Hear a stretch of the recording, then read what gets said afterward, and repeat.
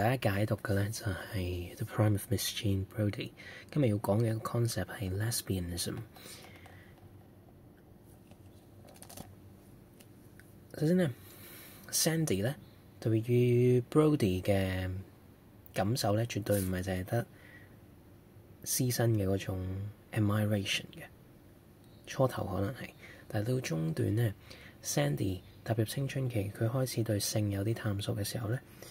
咁佢對 Brodie 嘅描寫咧就更加多關於佢嘅個 shape 啦。OK， 佢有一段咧係話佢係有一段係 specifically 專門描寫 Brodie 嘅身材嘅咁樣。然之後仲有一句咧，亦都係好令人深刻嘅咧，就係話。Brodie is an unconscious lesbian。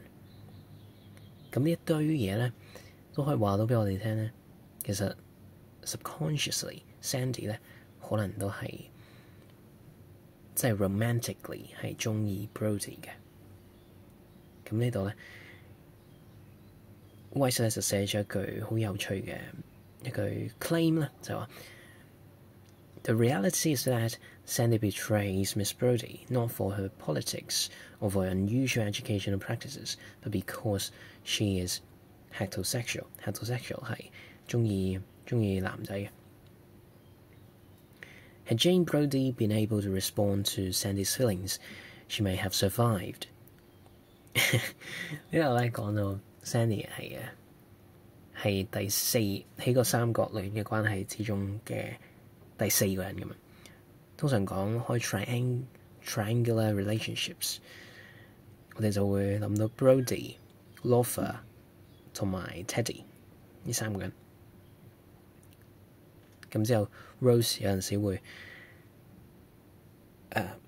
喺 later on 佢就會代替 Brodie 都中意 Teddy 啦。咁不過嗰啲就唔使再，我哋喺呢度暫時唔再講住。我哋淨係睇 Brodie、Loafer 同埋 Teddy 呢三個人。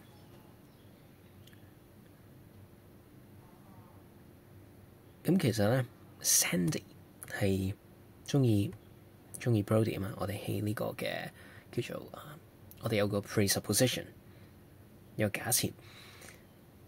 咁所以咧，其實個三個關係咧就唔係三個關係，係四個關係嚟嘅。OK， 係個 rectangular relationship 嚟嘅。呢度大概講到咁多。如果大家有興趣聽更多咧，可以去我哋嘅lecture videos 或者去我哋嘅 course 嗰度，去到煲讀，去到了解更加多。另外一 part 啦，就係當 Jenny 見到個露體狂嘅時候咧，咁 Sandy 就幻想咗一個角色出嚟，就係一個 police woman。咁佢話咧，呢個 police woman 咧就 The police woman is sufficient to put Sandy off the idea of sex for months. 之後 with someone of sex with whom the phonetic stumbling block is not enough to stop Sandy and her heroine, who looks very nice in her dark uniform and short-cropped curls boldly fringing her cap, from gazing into each other's eyes, their mutual understanding too deep for words。簡單嚟講咧，我用最直白，亦都可能有啲粗俗嘅 paraphrasing 去到講咧，就係 Sandy 發緊春夢，係啦。一個好文學批判嘅講法就係咩咧？就係 Sandy projects her love for Brodie on the police women, who is fictional。呢個就係一句好文學、好 literary critical 嘅一句句子。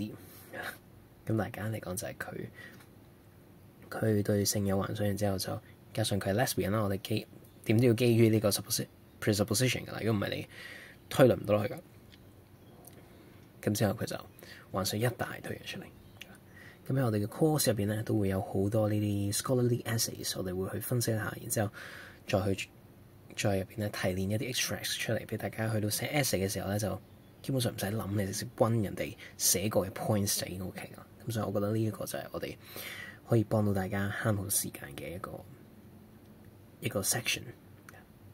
咁大家鍾意嘅話就俾個 like 啦，有咩問題想了解更加多咩文本嘅都留言同我哋講。如果唔係咧，我哋就會拍我哋覺得會幫到大家最多嘅嗰啲內容噶啦，係啦。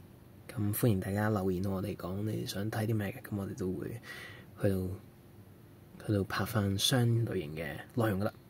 咁我哋下次再見。